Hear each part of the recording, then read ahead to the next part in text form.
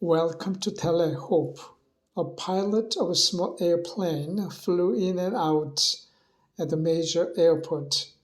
One of his friends asked him if he ever encountered problem taking off and landing a small craft.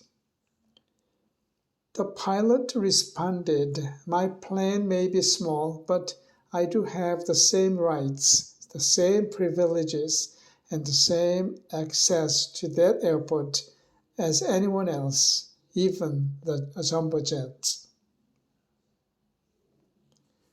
No one is given a priority treatment, as the Lord is near to all who call upon him.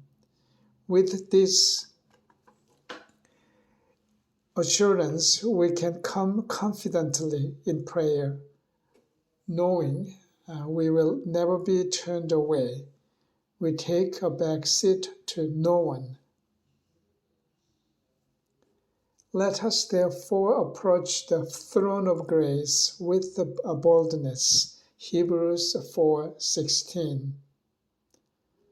You don't take day off from answering my prayers. Thank you. Amen.